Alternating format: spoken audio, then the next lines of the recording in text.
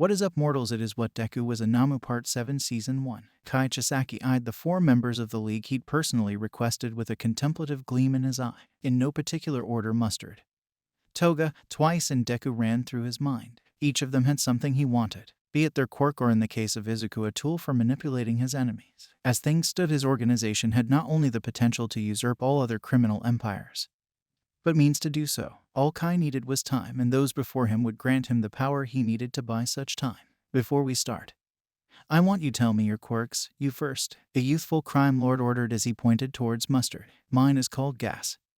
I can generate a poisonous, sleep-inducing gas from my body. Anyone who inhales the gas directly will immediately fall asleep and remain that way until the toxin is treated. Mustard slammed a hand over his mouth, but it was far too late. Before he could ask what happened, Overhaul asked the same question to Toga and Twice, who were then forced to explain their quirks. The culprit behind it all was one of Chisaki's men. When they got to their newest member, he turned his attention to Toga. "Do I tell them my quirk, Toga-chan?" Deku said in a soft, childlike voice. The experiment was maturing rapidly and was nearing the point of mental balance. Soon he'd be just as capable as Kurogiri. "No," Toga said, and defiantly sticking her tongue out at Chisaki. The aforementioned crime boss grew more curious about Izuku and aimed his attention to Toga. "Why is he obedient to you?" Toga cursed, biting her tongue before she was forced to answer. "As since he was reborn, he bonded with my friend ... That friend gave me control of him because I took good care of him." This was interesting. "So that explains the arm then. Must be nice having such an obedient slave." Overhaul commented with envy. "He's not our slave. He's one of us." Toga growled, showing off her enlarged canines. "Sure he is. I still need to know what his quirk is so I can give him a job," Overhaul said matter-of-factly. "He won't be going anywhere without me," Toga said, standing her ground. "It's okay, Toga-chan. I made a promise, remember?" Toga stood down but didn't lose her scowl. "If you hurt him, I'll hunt you down and bleed you dry," Toga promised. Kai, however, ignored her warning. He didn't think of her as much of a threat. "I'm a pursuit and capture model. My vision has been enhanced. My arm can turn into tentacles and harden," he said with a smile. Toga internally beamed with pride. Unlike them, he was able to do the impossible and lie right to Chisaki's face. "Well, you might be more useful than I expected. Tell me, how are you with kids? Part of my programming does include early child care for some reason, so I suppose I can be sufficient enough. Did I have someone special to introduce you to?" When he said this, one of his goons came barging through the door. She escaped. Overhaul jumped to his feet, motioning for Deku to follow. The two ran off, one with more questions than the other. In the weeks that had passed since she last saw him, Uraraka's anger had grown. The most painful part of it all was that he'd reached out to her. She'd felt it and seen it. He chose her. But he wasn't where he was supposed to be. He wasn't with her. So she found herself training for hours, over and over again, going over various martial arts moves. She'd gone to Gran Torino and demanded he take her on as an intern. At first the man said no, but she wouldn't let him say no. Her words to him had been cruel and spiteful, but ultimately she'd guilt-tripped him into saying yes. Since then she'd been virtually glued to the man's side when she wasn't in school, using him for all the knowledge he was worth. Her reason for being around Torino was the belief that if she wanted another chance at getting close to Deku, it'd be by sticking close to Torino. "Girl, you need to pace yourself. You've been at it for 6 HRS straight. You're only hurting yourself. Don't tell me what to do." Uraraka snapped with anger clear on her face. "You don't know how I feel. He's out there doing who knows what and he needs to be saved. I won't stop until I can get him the help he needs." Torino shook his head and sighed. "I know your pain all too well, kid. I was friends with his grandmother. We came up as heroes together. She was my best friend. I loved her deeply. And the same man who took her life stole your boyfriend and turned him into a monster. So yes, I know your pain. We're doing all we can to get him back. Believe me." Uraraka's blood ran cold. This added information gave greater context to Deku's abduction. He was targeted. They did because they wanted to hurt you, didn't they? The old man just nodded. "Nana hid her children because she knew if they were ever found, all for one would target him. That bastard found them anyway. The child with the decay quirk is your friend's cousin. He and his family went missing years ago. I knew something terrible had happened to them.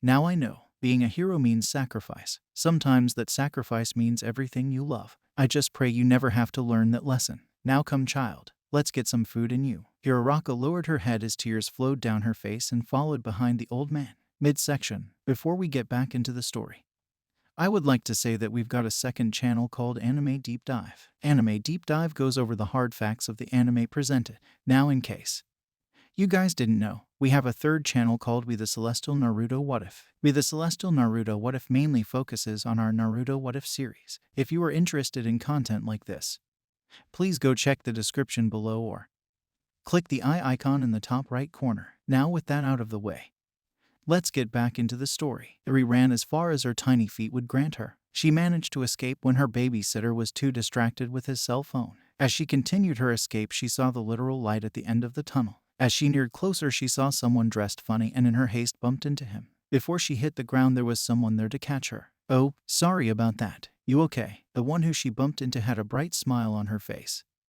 blonde hair, and had 1 million on his chest. "She looks okay.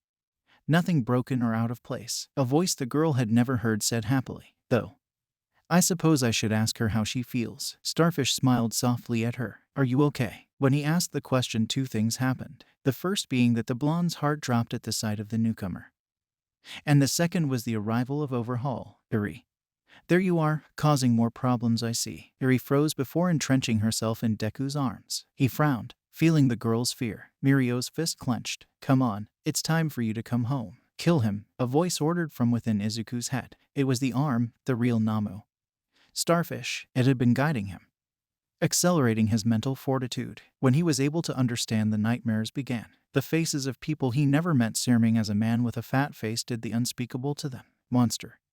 Kill the monster. Promise. Now." The voice pleaded but was repressed. There was a plan in place. Deku would do as he was told and wait. Let's go," Starfish said with a strained smile. "Sorry if we inconvenienced you, Mr. Hero, but I have to get my daughter home. Come along, both of you." Mirio watched them go into the dank dark of the alleyway, unmoving. When his shock left him, Mirio ran off to report to his master. Locked away in his lab, a madman smiled. He had no intention of letting the outside world know of his freedom.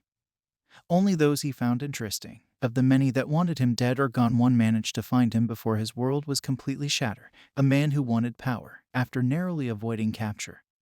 By having a clone in place to take the fall for him, he was robbed of most of his resources. If he hadn't cloned twice his quirk, it would have all been over. He only had enough resources for perhaps one last masterpiece, and the proxy of said creation was currently waking up. "Hello, 9. It pleases me to see you awake," Dr. Yujiko said with a smile. "I have an offer to make to you, if you're willing to hear me out." The white-haired man left the tank with a groan. "Depends on what it is. I have all the power I need to make this world my own." The doctor smiled with a twisted grin. "How about I help you get out of that suit?" The doctor offered, feeding the man's need for power. "Talk. I could give you a freebie. A regeneration quirk I have loaded into one of my children. All I asked for in exchange is that once you have enough power, you take care of someone for me." "Why do you need me to do it? Don't you have an army of those things?" The man said, referring to the doctor's children. "I used to, but in the time you were sleeping, my friends turned against me. I took something from All Might and now he won't leave me be," he explained. "You want me to kill All Might for you?" the man asked with a raised brow,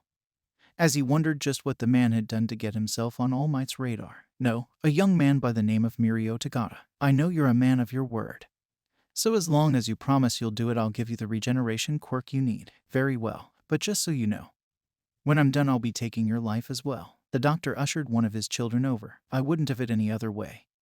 9. Deku stood silently and still as he watched Kai kill his daughter over and over again. When she had finally had enough and lost consciousness, he was ordered to take her to her room. He laid her down in her bed. Once she was secured, he let out a high-pitched whistle that fried any surveillance equipment in the room. He took out a cell phone and called Toga, as Dabai was busy with his own mission. "When?" he whispered into the phone. "Slow down. 2 days. I can't wait that long," he whispered back, that sounded almost like a roar. Toga smiled on her end. "It'll be okay. He won't be around much longer. We'll talk tomorrow," she promised as she hung up the phone. "I don't care if he hurts you again.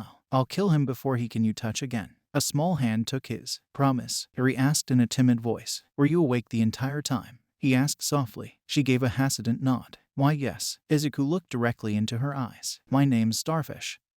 Can you keep a secret?" She nodded. "My friends are here to make Overhaul go away forever," he said in a hushed whisper. Eri was shocked but listened to his every word. "And when he's gone, you can come with us. We're nice people," he told her, believing his own words. "I know. You cry like I do when I'm really sad. They don't come out, not ever. We keep them inside." Deku paused, sucking in a breath as the face of a green-haired woman flashed in his mind.